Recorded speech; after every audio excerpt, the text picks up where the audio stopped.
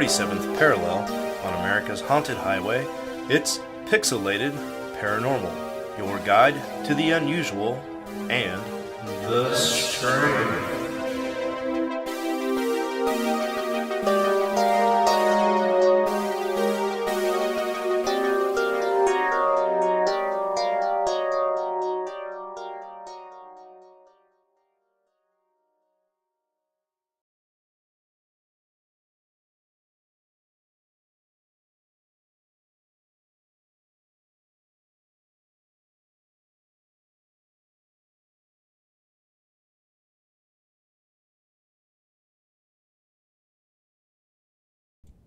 That's you, dog. Oh, I didn't get the signal. Yeah, because you're on your phone. Man, I've been watching the damn camera, you son of a bitch. Uh, Okay, with that being said, what's up, everybody? Welcome back to Pixelated Paranormal. This is a fun little episode we're going to call 285, How to Make a Messy Nessie. I'm Sean, and I cannot stop listening to the Eurythmics. And with me, as always, is the guy who didn't signal me that it was time for me to talk. That's going to be Preston. What's up, all you cool ghosts and goblins, you crococoons and crocodingos, you fellers and fellettes and skeletors and skelettes? I'm still an asshole, but I'm here. Brought the big guns tonight. Awesome. Let me get a little level check here.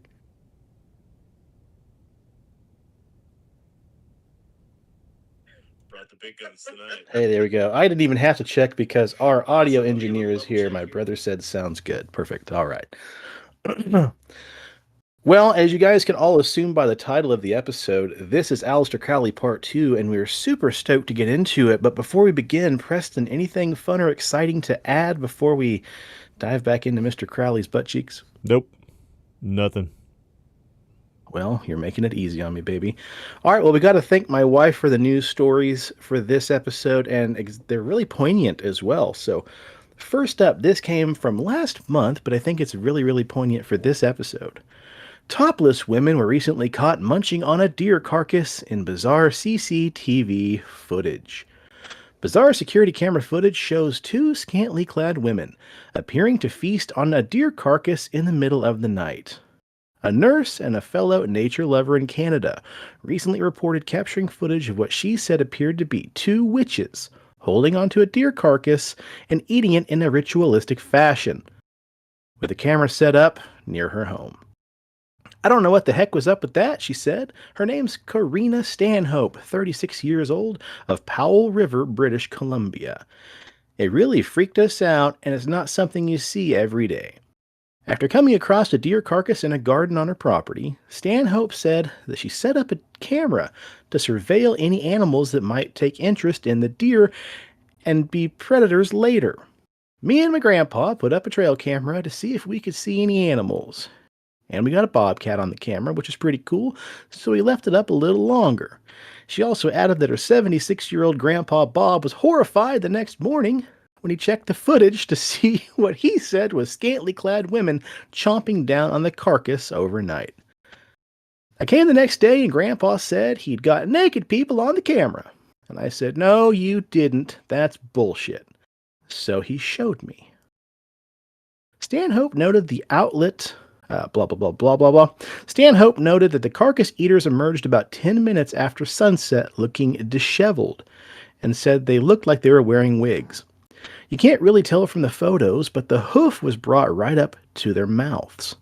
I don't know if the lady was kissing it, smelling it, or eating it, but one of them touched it. One of them touched the decaying carcass, and it made me feel sick. The amount of bacteria must have been on there. Oof. Maybe they were paying their respects, but they were naked. Stanhope noted that she was creeped out because the incident took place just 2 minutes away from where they lived. I was concerned about them messing with my horse at night, too. The horses always get really spooked and unnerved around that area. I thought they might be imagining things at first, so I didn't think anything about it. But maybe I believe them now. The nurse hopes the incident was simply a prank that other participants were involved in, and possibly even on drugs. She decided against contacting the police after her grandpa noted that nothing technically illegal had happened. Social media erupted after Stanhope posted the photos online, with some people claiming it was a prank, but others speculating it was some kind of satanic or paranormal element at work. At work. That's basically a walking demon from hell, one user wrote. And if you hear screaming, stay inside or at least get your gun. Others theorize that these possibly could have been skinwalkers or wendigos, Or both fucking of which are witches. malevolent. Right, could have been witches too, yeah. Both of which, though, wendigos and skinwalkers, being supernatural entities, of course, with Native American folklore, which can run rampant in some parts of Northern America and Canada. I mean, if you have a bunch of fucking naked women out in the forest licking and eating and doing exorcist shit with fucking deer carcass, I'm assuming that they're trying to bring about a woodland spirit. I'm just saying. I'm no fucking witch expert, but I feel. Fuck it. You know what? I'm going to Facebook message my mother-in-law because she's a witch and be like, hey, I need you to. You ever get butt ass naked and eat a dead deer on camera? Yeah. Just Would asking. you? Wouldn't you? Well, I thought you meant would you like. You Come wanna on, Mom. set Give me this the up? That's 411. weird. What's going on?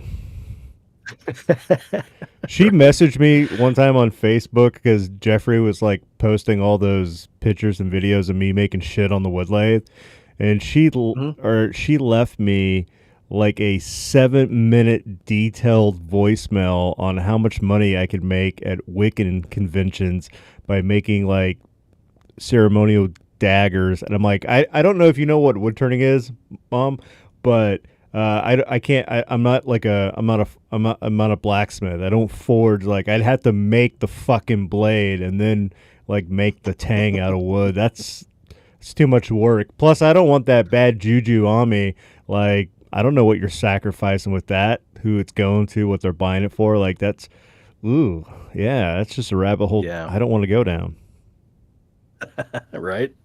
Real quick, you've got this YouTube video labeled episode 284 again, which technically it'd be 285. Oh fuck! I'll fix it later.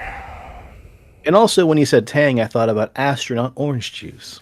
Anyway, It's a kick. officials in in the New True. I like it. Okay, this next story comes from June 7th. Officials in New York made a gruesome discovery last Thursday when the remains of 2 decapitated goats were found behind a Burger King on Long Island. The remains had been placed in black plastic bags behind the restaurant located in Farmingdale, New York.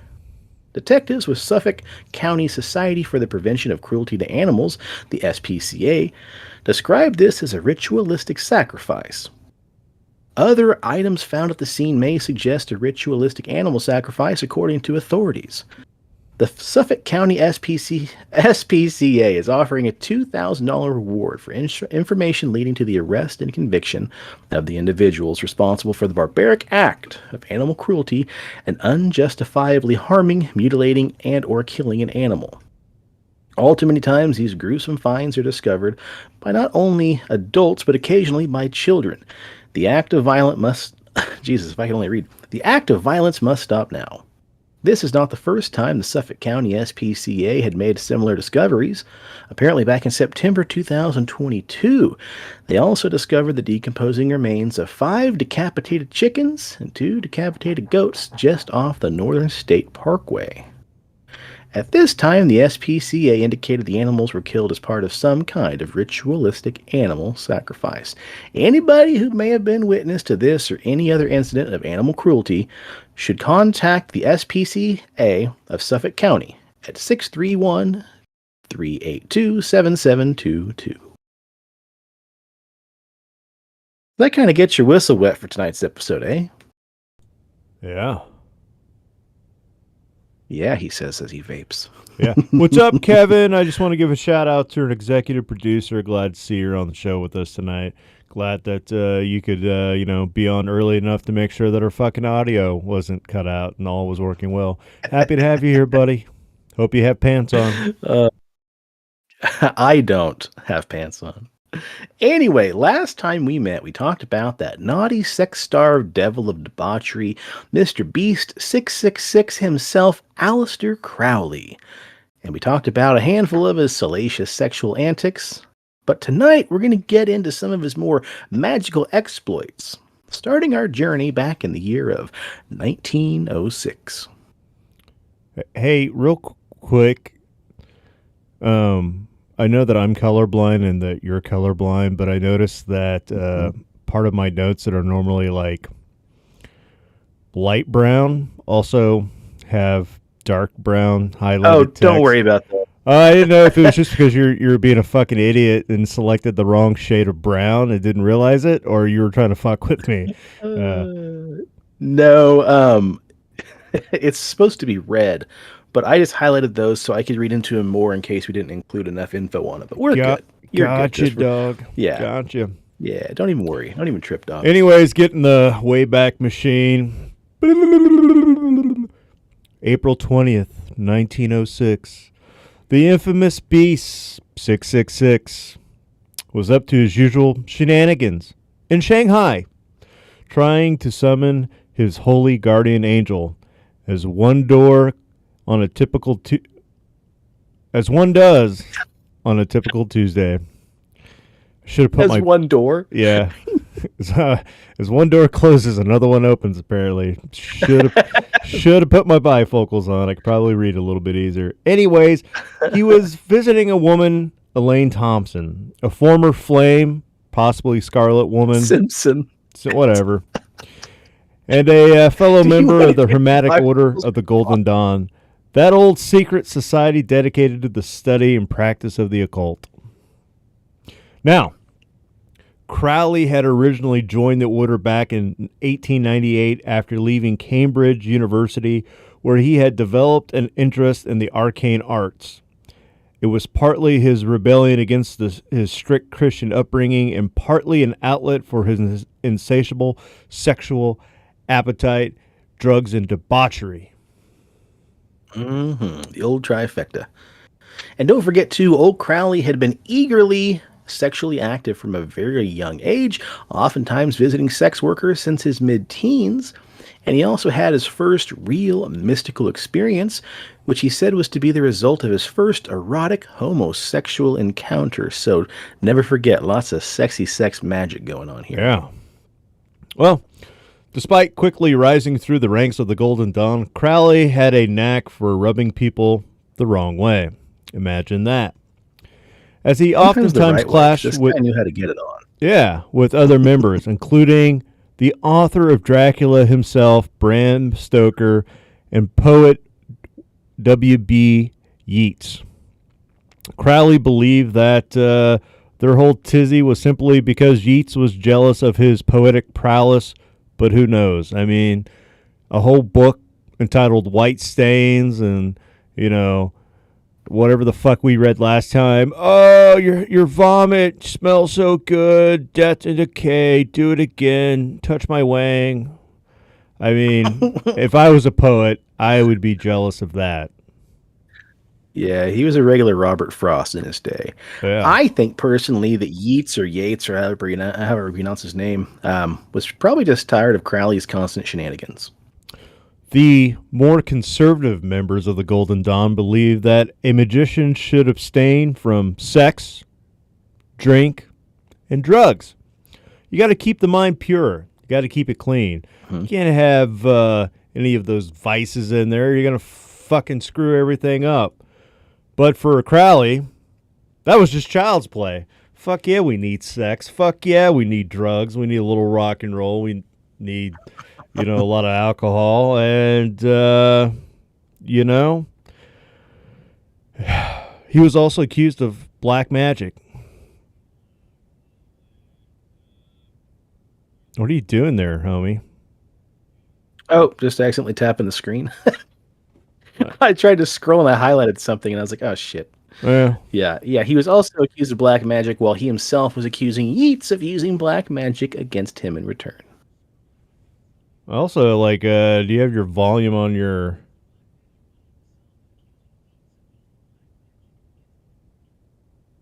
Oh, never mind. I thought I could hear something in the background. It could have been Ghost. Yeah. Anyways. Hey, what's up, Blake? Blake's watching. Yeah. Blake's watching. There. Sorry.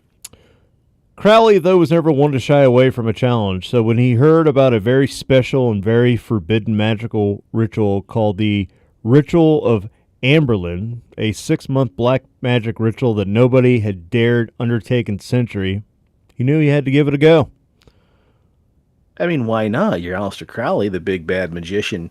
Just fucking show these people who's who. Fuck yeah, man. So the aim of the Ritual of Amberlin was to invoke the summoning of the magician's holy guardian angel. But to do so, the person performing it had to invoke the 12 kings and dukes of hell, including Lucifer, Satan, Leviathan, Belial, maybe Payman. I don't know if you ever watched the movie Hereditary. Payman! You know how that turned out. But no biggie, right? Crowley was ready to take on the challenge and gain command of them in his own mental universe. And he was dealing with some real big baddies to begin with. So I think that's one problem worth noting is like when you open the door to not only the 4 or 5 you just mentioned, but fucking all 12 kings and dukes of hell, fuck that noise. Yeah. Fuck that noise in the butt. The other problem here was that the ceremony also had an introduction that states that nobody should ever fucking perform it. Whoops. Right. Damn. Hey, we created this, but we're here to tell you, don't fucking do it. But Crowley was not one to be deterred by that. He dove right in, baby. He got his hands wet. Really wet. Ready to conquer the Amberlin and summon his very own guardian angel. But as fate would have it, in order to prove that he was the best magician out of them all, Crowley would start a super duper demon challenge, only to have it break off in the middle of the ritual before the initial completion. Because during his first attempt, he would also have to return to Paris to take sides during a little scuffle in the Golden Dawn. Thus, the Holy Guardian Angel would have to wait. That's right, buddy. Crowley's mystical dilly-dallying in the dark arts may have actually led to the earliest sighting of a very famous aquatic cryptid that I fucking hate. Thanks. Right? Well, let's just get into that, shall we? Back when Crowley was practicing the summoning ritual from the Book of Sacred Magic of Abramelin, the mage, Crowley purchased the Bullskin House of Loch Ness. The house was considered perfect for the ceremony due to its relative seclusion, because, as Crowley would put it, one must have a house where proper precautions against disturbance can be taken. This being arranged, there really was nothing to do with it to aspire with increasing fervor and concentration for 6 months, toward the obtaining of knowledge and conversation of the holy guardian angel, aka this place is kind of in the middle of nowhere and no one interrupt him for the entire 6 months he was trying to summon his very own Pokemon.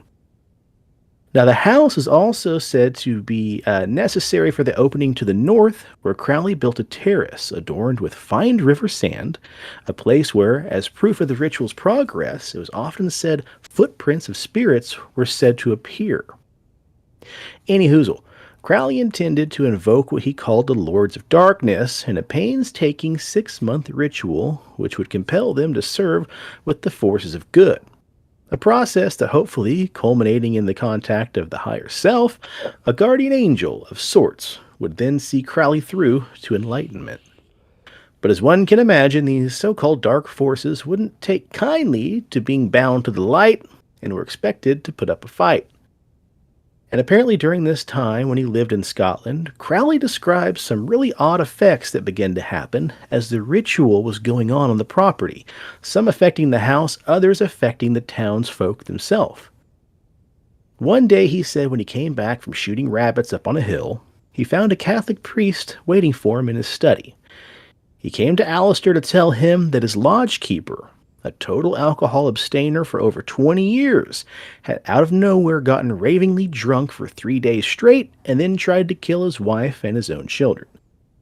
Crowley also said that a local man that he had hired for a general laborer had gone mad one afternoon and attempted to kill Crowley. And in addition to that, a local butcher was said to accidentally cut off his own hand right after reading a note that was written by Crowley. Anyway, meanwhile, back in London, the members of the Golden Dawn had become increasingly unsatisfied with another guy's leadership named Mathers.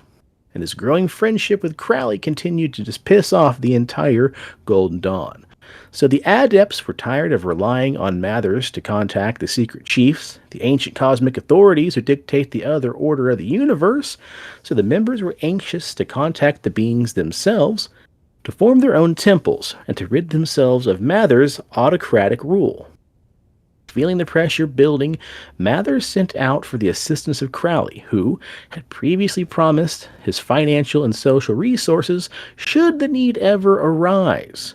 So despite his better judgment, Crowley just fucking dropped everything during this ritual and traveled all the way to Paris in order to assist his friend and his mentor. Interrupting his magical ceremony would later prove to be a grave mistake, however. So shortly after Crowley left for Paris, locals began to murmur about strange dark clouds hanging in the skies around the Boleskine house, many residents going as far out of their way to avoid traveling near the building as they could. Upon his return to Boleskine, Crowley immediately said he felt changes in his own estate. Even his protege had to flee the property as soon as he was gone. So basically, Crowley left saying, hey, stay here and keep doing magic shit. And like the next day, this guy's like, nah, I'm fucking out of here. Fuck this noise. Crowley returned for a short bit after he spent a little more time at... Crowley returned and for a short bit spent a little more time at the house and then left again shortly after to go to New York and then to Egypt. But the Boleskine house changed hands many times after, with the various owners all reporting strings of terrible luck. One prominent owner, a British film star George Sanders, sought out to build a pig farm on the property. Unfortunately, though, the venture failed and his partner was sent to jail. Thus, the animals all starved to death on the property. Another owner, a retired Army major, committed suicide in Crowley's old bedroom.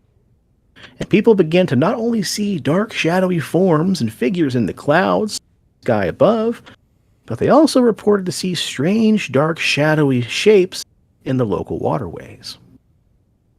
Anyway, it was that kind of strangeness that went on for years, leading believers of the mystical and the occult to believe that the house itself had become some sort of portal, and the unfinished ceremony Crowley had started many months earlier had left it open as a gateway to worlds unknown connected to our physical world that we lived in, and then spreading the activity from beyond into the confines of the house itself, slowly leaching out into the surrounding areas.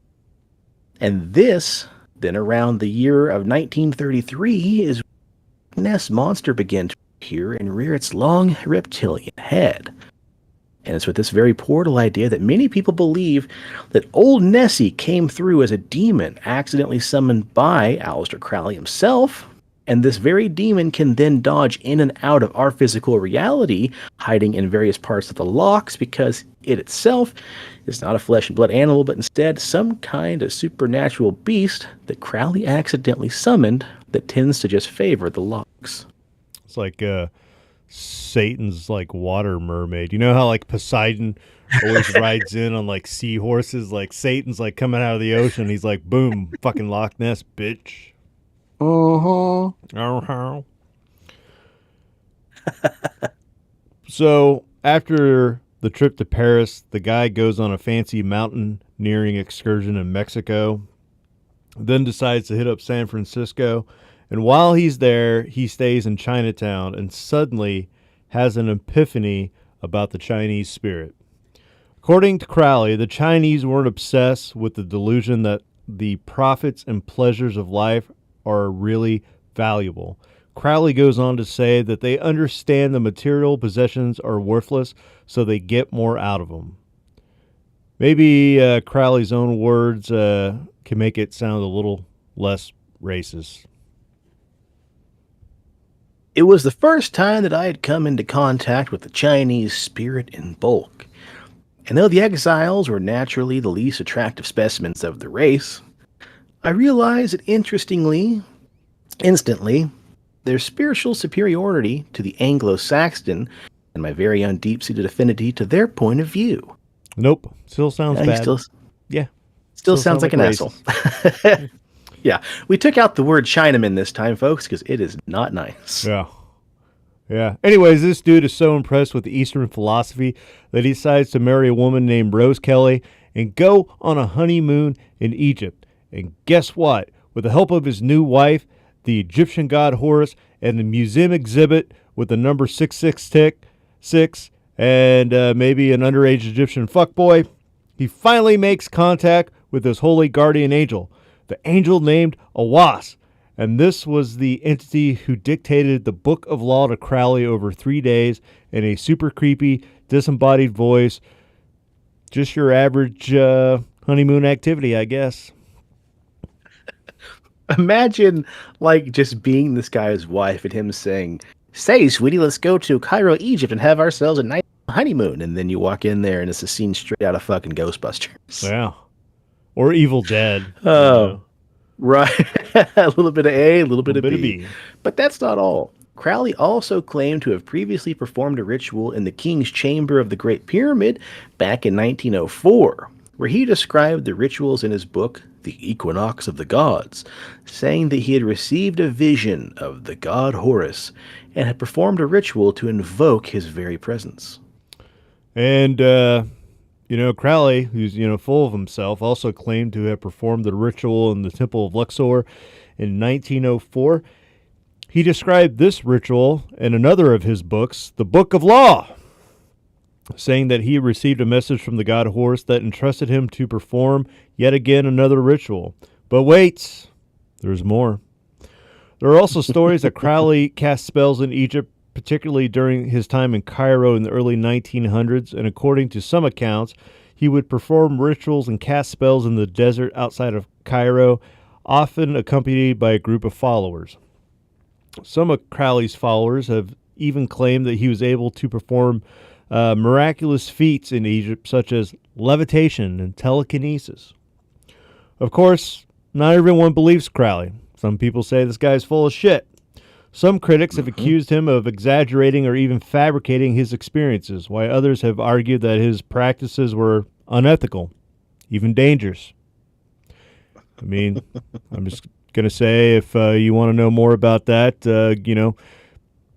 do some research on his little underage Egyptian fuckboy that he put in the Great Pyramid and did some weird sex magic on. He's not a good guy. Ew. Not a good time. Unethical. But, hey, after all that, at least the guy had a good time on his honeymoon, right? Right. After all this, though, Crowley is still not convinced that his experience was authentic. Could have been the drugs, could have been the sex and debauchery. So he decides to continue his worldly wanderings, kind of like what was that? The kung fu guy, like Kane or whatever it was, that just traveled the world, and it's Crowley, but he's a magician instead of a kung fu master. First up, a disastrous attempt to climb one of the world's highest mountains, and I'm going to fuck this word, Kangchenjunga. Yeah, I'd buy that, man. Okay, we're going to go with it. During an avalanche that killed 4 men, Crowley ignored their pleas for help and just sat in his tent drinking tea. What a guy. What a guy. Yeah, that guy was a real seasoned mountaineer, and he just let all those people die like some kind of fucking prick. Yep. You know what? I'm not going to open up the tent flap and deal with this shit. I'm going to finish my cup of Earl and just hope it all goes away. He gets into a little trouble while he's in Calcutta and has to shoot a guy who tried to mug him. Fucking oops. So then he decides to head to China because, when you're on the run after shooting someone back in the early 1900s, nobody's going to fucking look for you in China. So that's probably like the next logical step, right? Yeah. Aleister Crowley's arrival in China, however, was anything but ordinary. As he crossed the border from Burma into the Yunnan province, he decides to take a break from his pony ride and stretch his legs. He then tried to remount. His trusty steed had other ideas and sent them both tumbling down a 40-foot cliff. As he lay on the ground, waiting for the pain of his broken body to set in, he was surprised to find himself completely unscathed. He took this as a sign that he was being protected for some, prophetic purpose, and declared himself the world's greatest Magnus. With a renewed sense of purpose, Crowley threw himself into his spiritual and magical work, reciting a preliminary invocation daily to once again get back into contact with his holy guardian angel, a wasp. But hold the phone here, because wasn't there a little more about his journey to China that meets the eye? Should we also maybe title this Secret Agent 00 Crowley? Yeah, I mean, there's so much to uncover with this guy.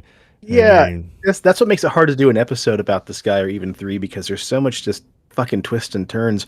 But yeah, we were thinking about magic, and there's this whole other fucking side of this guy here. So you tell us a little bit about it. according to Richard B. Spence's book, Secret Agent 666, which is way cooler than 007, Aleister Crowley, British intelligence and the occult, Crowley may have been working as a spy, the first James Bond. Yunnan province was a hotbed for Anglo-French competition, with tensions running high over the construction of the Yunnan Token Railway. Crowley himself noted that the French had flooded Yunnan Fu with agents. As a major opium producer, Yunnan was also a source of concern for the British, who were considering a ban on the drug. Crowley's personal interest in the effects of opium made him the perfect cover for gathering information, and he even settled a little official affair with the consul general in Yunnan Fu. Of course, Crowley couldn't resist indulging in a little bit of opium himself. This reminds me of The Office when Michael Scott starts writing about himself as a secret agent. Like, everything just seems to work out so much. And I think Aleister Crowley was a real, and also, kind of person. But, and also. I probably see him giving them false information just so that he can keep shooting up opium. Like, all right, I don't need you guys to destroy the opium trade, because Daddy's getting fucking high over here. But let me just give you a little bit of information, and then turn your head, okay? Because I need to go get high again. Yeah, I think we just discovered how this guy's contacting Horus and Iwas. It's the opium. Yep. I'm not saying it's aliens. It's the opium. Yeah. So, after spending several months traveling around China, Crowley and his wife Rose decided to head back to Britain. But there was a problem. Crowley couldn't risk going himself to collect their belongings in Calcutta. So he did what any self-respecting occultist and secret double agent would do, and headed to Shanghai to consult with Elaine Thompson, a.k.a. Semper Fildus. Now, Crowley and Simpson hadn't spoken to each other in years, but they kept in touch through astral journeys. They were sleep fucking. And psychic meetings and on other planes of existence. And Simpson's mother wasn't too thrilled about their relationship. Crowley described her as a sixth-rate singer, a first-rate snob with dewlaps and a paunch, a matchmaker, mischief maker, muddlin' and muddled-headed. Man, what a way with words. That's how you keep them, folks. You tell them how they really are. Don't real wordsmith. Yeah, don't sugarcoat it. They're like, hey, does this dress make me look fat? Fuck yeah! Look at them dewlaps. Look at that paunch. Of course you look fat. That's what old Crowley would do. It reminds me of Bender from Futurama. Does this dress make me look... No, what did it say? You ruined my dress! And he's like, honey, that dress is the day you put it on. Ooh, yeah. So Crowley and Simpson go to work on some magic together, and she agreed to help him invoke Iwas once again. April 20th, they went into her temple. I'm assuming that's a euphemism for sex. He went in. And according to Crowley's confession, a wasp appeared to them on the astral plane in a brilliant blue with wand in hand, like he was ready to go. Yeah. But that's not all. Simpson had some news for Crowley. He wants you to follow all along. Oh, sorry. Oops. I read ahead. He has followed you all along. He wants you to follow his cult. After a wasp instructed Crowley to return to Egypt and for 3 signs, he had some bad news for his partner in crime, Elaine Simpson, the spirit declared. Do not take Fidelis. I do not like the relation between you two. Break them off. Yet I would wish you to love physically, to make a perfect circle of your union. Fidelis will not do so. Therefore she is useless. If she did, she would become useful. In other words, unless Simpson was down to get down with Crowley and become, the Scarlet Woman, a.k.a. cum receptacle, she was out of the picture. Married and faithful, Simpson was not interested in Crowley's advances. So he left Shanghai on April 21st, but not for Egypt like Awas had instructed. Nope, he had bigger plans. He was off to America to raise funds for his second expedition to Kangchenjunga. Again, I don't know, but we're going to roll with it. On the 22nd, it's a great place to kill your fellow mountain climbers, man, yeah. So why not go back? He was feeling pretty sick, and he stayed in bed all day. He dismissed the Shanghai experience as a morbid dream and showed some ambivalence about the role that the Harish played in his experience. Fast forward to the 1920, and the shit we covered from the last episode, and Crowley was ready to put all that he learned into practice. He founded a commune in the Abbey of Thelema in Palermo, had sex magic. But his sex magic was even too much for Mussolini, who kicked him out of the country 3 years later amid rumors of orgy invoking a goat and a young Oxford graduate dying after drinking cat blood. I didn't know cat blood could kill you, but apparently don't fucking touch it. I'm sure if it sits out at room temperature long enough, it's not a good thing. Yeah. From there, things went downhill. Crowley drifted into full-blown heroin addiction and eventually died in a boarding house in Hastings, England in 1947. After his doctor refused to continue his opiate prescription. And get this, the doctor died within 24 hours of Crowley. Some say the Beast 666 had put a curse on him. Well, what can you do? Now, let's go back here real quick, because Crowley was also all over the place and casting spells and having orgies or rituals like there was no tomorrow. Back in 1918, magical workings called the Almalantra workings in some swanky furnished rooms up in the Central Park, West New York City. New York City! And what kind of magical workings, you might ask? I think we all know. Sexual and ceremonial magic. Okay, of course. The goal was to invoke certain intelligences to physical manifestation. Now, do these intelligences actually show up in the flesh? Not exactly. Instead, Crowley and his partner, Roddy Minor, received a series of visions and communications, mediumship of Minor. But at least one entity did make an appearance, though, the magical portal. Oh, through the magical portal they created. The entity called itself Lom, or was named Lom by Crowley. Either way, he believed it was an interdimensional origin, which was the term for extraterrestrial back in the day. In communications with Lom, the symbolism of an egg was a pretty big deal. He described Lom as an extraterrestrial being with a small, gray, and somewhat reptilian body. Big ol' eyeballs and a slit for a mouth. So like we talked about with Lazarus, kind of like the fashion. Crowley even included the portrait of Lom in his Dead Souls exhibition in Greenwich Village back in 1919. And in the same year, it was published as a front piece labeled The Way to Crowley's commentary in Blavatsky's The Voice of Silence. Beneath the picture was the following inscription. Lam is the Tibetan word for way or path, and Lama is he who goeth. The specific title of gods of Egypt, the treader of the path, and in Buddhist phraseology, numerical value 71, the number of this book. Fuck me, this guy's full of himself. Mm-hmm. But other than that, there's not much commentary from Crowley himself about the subject of Lam. Disciples of Kenneth Grant, though, have published material on it.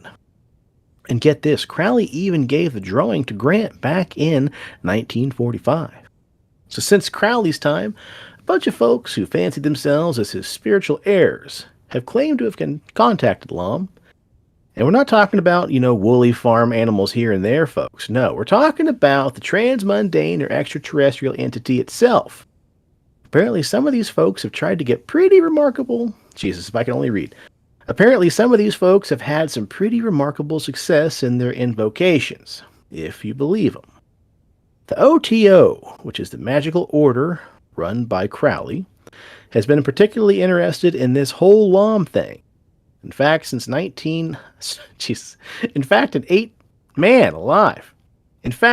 1987, Kenneth Grant, who's considered to be Crowley's successor, formalized the Lam workings into something called the Cult of Lam. And no, it's not a cult that worships woolly farm animals either. According to Grant, the Portugal Lam is the present focus of an extraterrestrial, and perhaps a transplutonic energy, which the OTO is required to communicate with at this critical period. So what does it all mean? Well, members of the OTO who are strongly attracted to the Cult of Lam are invited to apply for a participation therein. It's open to only order members, so don't get any funny ideas. Take a little field trip, folks, because it's not going to work. The proficiency in the magical formula is this cult. It does not necessarily comport eligibility for advancing the OTO, its parent order. Jesus, that was a mouthful, bud. But what exactly are these Lam entities? Well, supposedly, they might be little green men from Mars, but not quite exactly. When one invokes Lam, they are invoking an entity of that type rather than the specific being, kind of like a hive mind.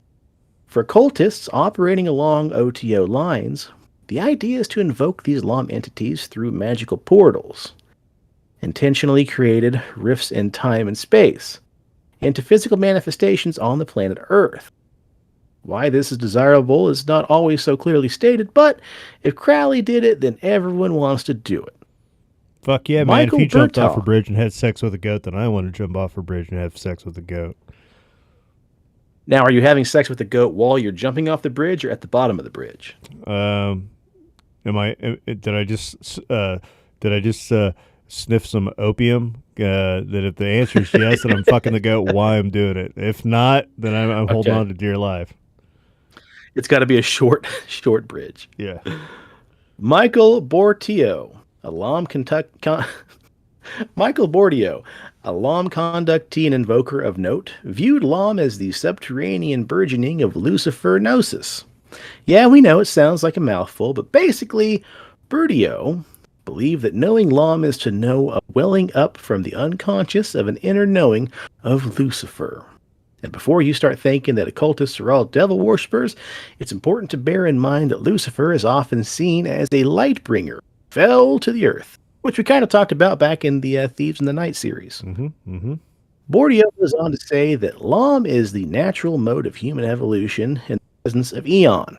So to him and his followers, this Lucifer Gnosis is the appropriate path of human spiritual growth at this time. Which is really interesting, too, because a lot of folks believe that the gray aliens are just humans that have evolved so far out, literally out into outer space, that that's what we look like when we go to, the cosmos. We no longer have bodies of mass or these little skinny, frail things, big old heads and big old eyeballs, because all we do is learn, and we can't see in the dark, so our eyeballs fuck in shape. And we got big old brains and little pocket telekinesis. Anyway, For Crowley, the intentional cultivation of spiritual growth was the great work. And the great work involved precisely the establishment of contact with non-human intelligences such as LOM. John Keel, a well-known researcher and author in this field, also believed that many paranormal situations, like the Mothman, were actually also due to occult activity. And it turns out he might have been onto something, kind of like when Crowley may have seen the Loch Ness Monster. One of the most interesting things about the occult activity, as is the ritual for invoking LOM. And let me tell you this, it's not your average light a candle and say a prayer kind of thing. No, it's, according to Grant, the first step is to meditate on the eyes of Crowley's LOM portrait. Apparently gazing into those eyes is an invitation for potent contact.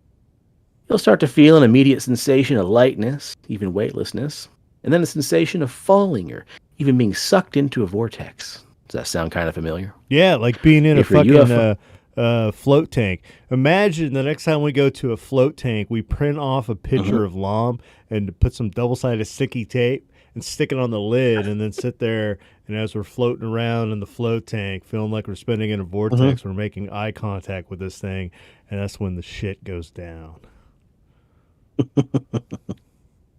Well, if being sucked into a vortex sounds familiar and you're a UFO investigator, it should.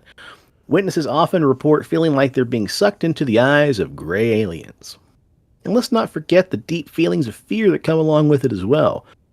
Anyway, back to the LOM ritual, Grant continues with these instructions. The eyes will enlarge and will suck into your consciousness until there arises a sensation of being within the entity's head. And supposedly, that's supposed to be a good thing, folks.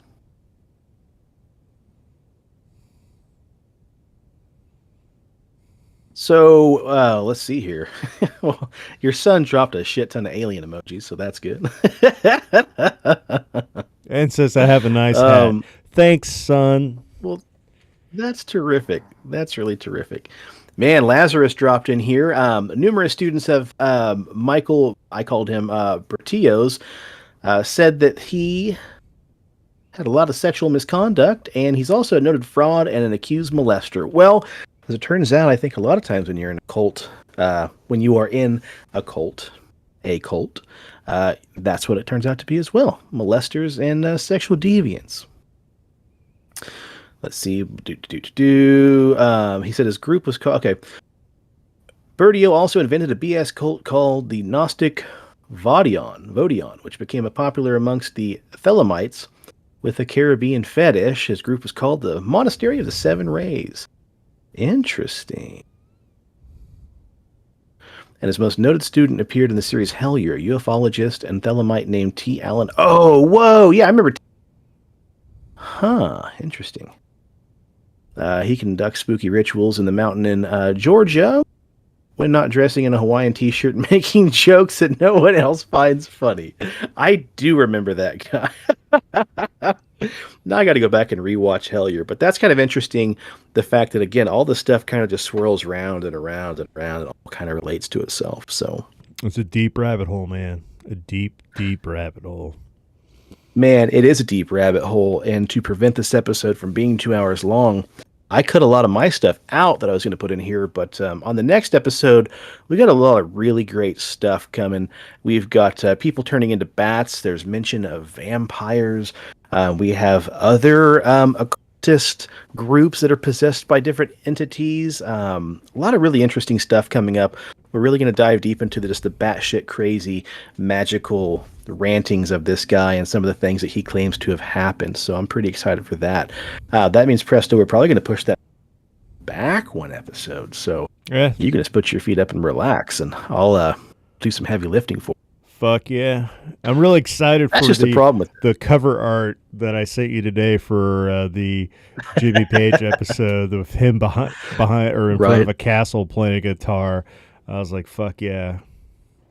Yep. Fuck yeah. I fully agree, man. That's going to be a fun episode, man. I think there's a lot of interesting stuff because then you have tangents to go off into. It'll be some really good stuff, man. Most definitely. Well, buddy, you got anything else to drop into this episode, or does that about do it? That probably about does. If I don't hurry up and get the fuck off here, my kid's going to have a panic attack because he wants to get on the old Xbox and play Fortnite. And I told him to stay off that fucking thing until we get done recording so he doesn't get into my bandwidth. And whenever we're Dude, talking, hug the bandwidth.